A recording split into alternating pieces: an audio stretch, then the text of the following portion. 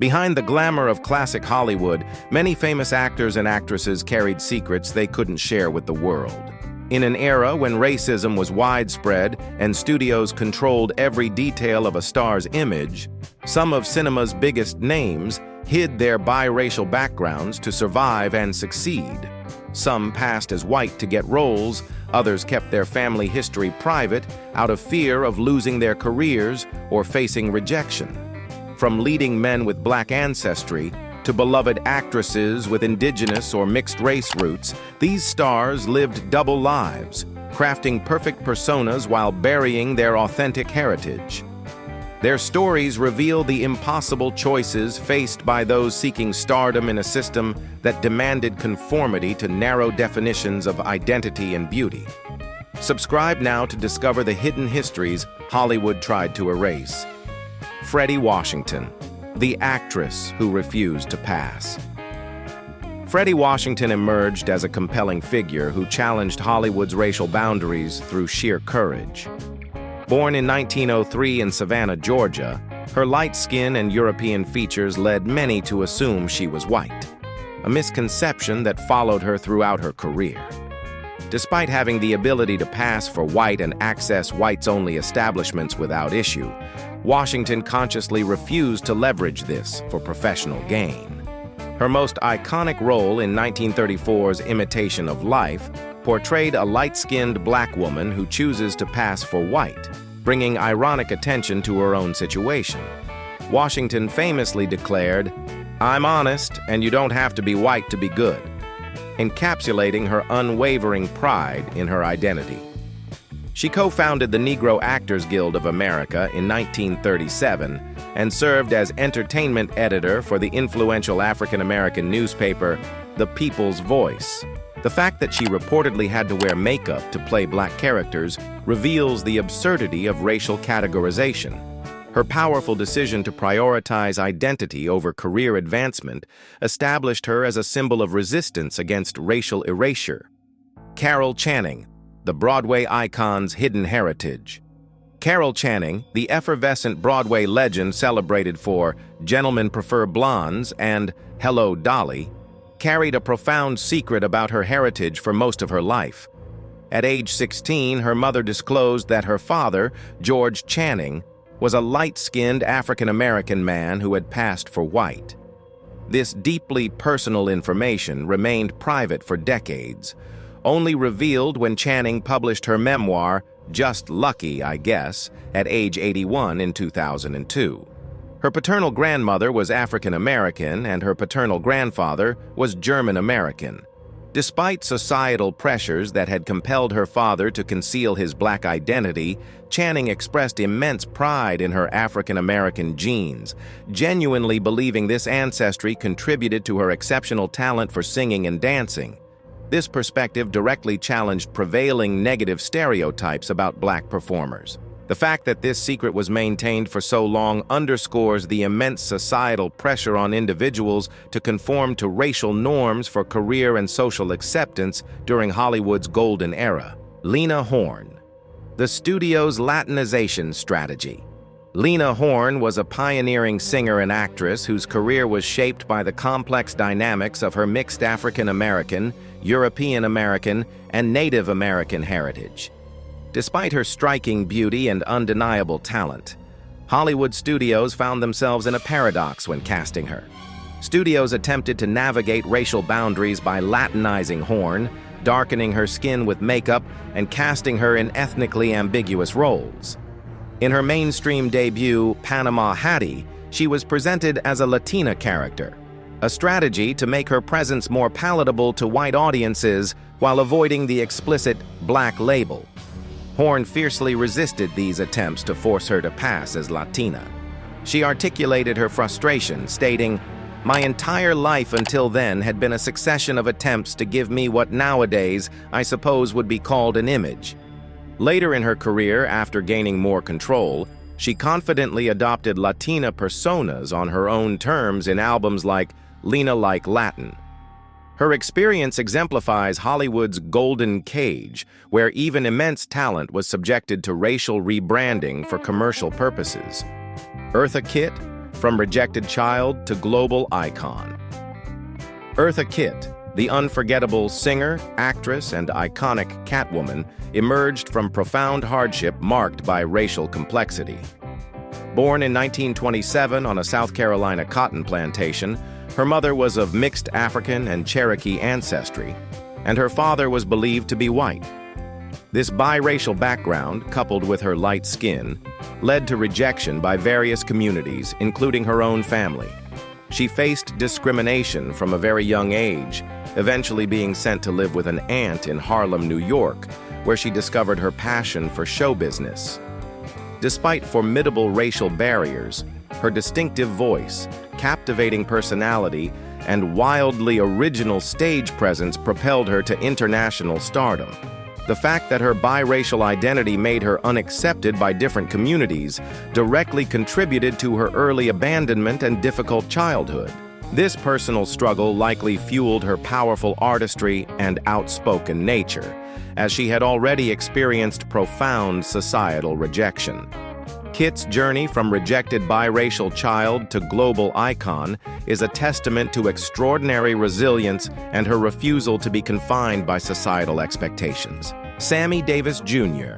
Strategic Identity Management. Sammy Davis Jr., born in 1925 in Harlem, was a legendary entertainer who faced racial barriers through strategic identity management. His father was African American, and his mother, Elvira Sanchez, was Afro-Cuban. For a significant portion of his career, Davis made a calculated decision regarding his public identity. He claimed his mother was Puerto Rican, driven by prevalent anti-Cuban sentiments in the 1960s United States. This calculated misdirection was a direct response to his fear that openly acknowledging his Afro-Cuban heritage would harm his record sales and broader career prospects. This act of ethnic passing allowed him to navigate a racially charged industry and appeal to a wider audience. The fear of commercial backlash directly influenced his decision to misrepresent his mother's origin for survival. Despite this strategic concealment, Davis was an ardent civil rights advocate. He actively fought against segregation in entertainment venues, refusing to work at establishments practicing racial discrimination. This complex relationship with identity shows the nuanced ways individuals navigated discriminatory society. Dorothy Dandridge. Caught between racial worlds. Dorothy Dandridge was a captivating singer and actress who broke significant barriers, becoming the first Black woman nominated for a Best Actress Academy Award for her role in 1954's Carmen Jones. Her parents were both of mixed racial origin, endowing her with copper-colored skin and Caucasian features. This biracial background placed her in a uniquely precarious position within segregated Hollywood. She was frequently typecast as a mulatto figure, an archetype that scholar Donald Bogle describes as simultaneously privileged and abject, caught tragically between racial worlds. While her beauty and talent allowed unprecedented fame for a Black woman, her career was ultimately constrained by Hollywood's reluctance to offer complex, non-stereotypical roles to Black women. Her groundbreaking role in Carmen Jones portrayed an attractive, independent woman who was neither maid nor subservient. Despite achievements, Dandridge articulated the struggle of being projected into a Caucasian orbit, stating, "Whites weren't quite ready for full acceptance even of me. Purportedly beautiful, passable, acceptable, talented." This encapsulates the subtle yet powerful racial gatekeeping she faced. Rita Hayworth, the manufactured all-American beauty. Rita Hayworth, born Margarita Carmen Cancino in Brooklyn, was destined for stardom, but not as her authentic self. Her heritage blended Spanish and Irish-American ancestry. Her father was a Spanish flamenco dancer from Seville, and her mother an Irish-American Ziegfeld showgirl. Initially performing as Rita Cancino, she was typecast in ethnic roles. Studios darkened her hair and skin with makeup to exaggerate her Latinness, fitting her into a marketable but stereotypical niche. To achieve mainstream success, she underwent dramatic transformation orchestrated by Hollywood. Her naturally jet-black hair was dyed flaming red, her hairline altered, and she adopted her mother's maiden name, Hayworth. This meticulous rebranding positioned her as a classically American beauty, earning her the title Love Goddess of the 1940s. This strategic shift from emphasizing to erasing her Latin heritage demonstrates Hollywood's cynical manipulation of identity for commercial gain. The personal cost was significant. Hayworth grappled with feeling forced to reshape herself to fit industry standards, revealing the dehumanizing aspect of manufactured identities. Anthony Quinn, the chameleon who transcended typecasting. Anthony Quinn, born Manuel Antonio Rodolfo Quinoaxaca in Chihuahua, Mexico, was a monumental Hollywood figure renowned for powerful performances and incredible versatility. His heritage mixed Mexican, Indian, and Irish roots, with parents deeply involved in the Mexican Revolution. Quinn's distinctive, earthy, and chameleon-like looks allowed him to transcend typical typecasting that plagued actors of color. He portrayed an astonishing array of characters from diverse ethnic backgrounds: Greek, Chinese, Hawaiian, and indigenous, a remarkable feat for his time.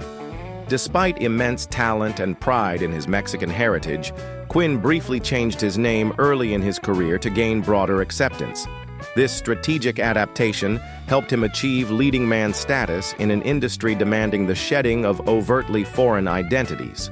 His ability to embody such a wide range of non-white roles showcases Hollywood's demand for generic exotic rather than authentic specific representation.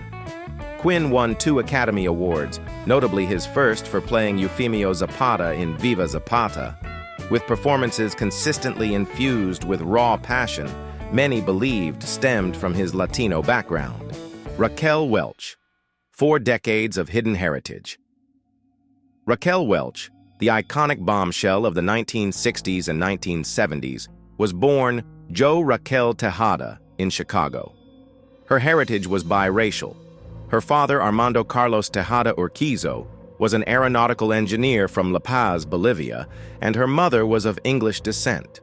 For 4 decades of her illustrious career, Welch did not publicly acknowledge her Bolivian-American roots, allowing herself to be marketed as a quintessential all-American sex symbol. This decision was influenced by her desire to avoid typecasting as a Latina, leading her to use her ex-husband's surname, Welch. The choice to suppress her heritage was a direct response to Hollywood's discriminatory practices, which often limited roles for Latinas to narrow stereotypes. Her public image was carefully curated to fit the prevailing white aesthetic of the time. It wasn't until later in her career, when she took on the role of Aunt Dora in PBS's American Family, that she began openly embracing her Latina identity. Welch expressed profound regret over whitewashing her culture, powerfully declaring, "Latinos are here to stay. As citizen Raquel, I'm proud to be Latina." These 11 figures reveal the complex and often heartbreaking reality of identity in classic Hollywood's segregated system.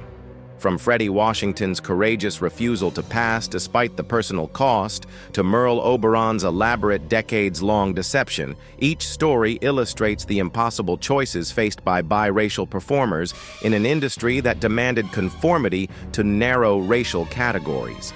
Some, like Carol Channing and Raquel Welch, lived most of their lives concealing their heritage, only embracing their true identities in later years when social attitudes began shifting. Others, like Lena Horne and Dorothy Dandridge, navigated the treacherous middle ground of being acceptable yet never fully accepted, caught between racial worlds that neither fully embraced nor rejected them. These hidden histories expose Hollywood's systematic erasure of diverse identities in favor of manufactured personas that fit commercial demands. The studio's willingness to Latinize, lighten, or completely reinvent their stars' backgrounds reveals an industry more concerned with marketable images than authentic representation. The personal toll was immense. Stars lived in constant fear of exposure, sacrificed relationships with family, and struggled with fractured identities. Their courage in pursuing stardom despite these barriers paved the way for greater acceptance. Though the entertainment industry continues grappling with questions of authentic representation and identity today. If these hidden stories surprised you, share this video and subscribe for more untold tales of Hollywood's closely guarded secrets.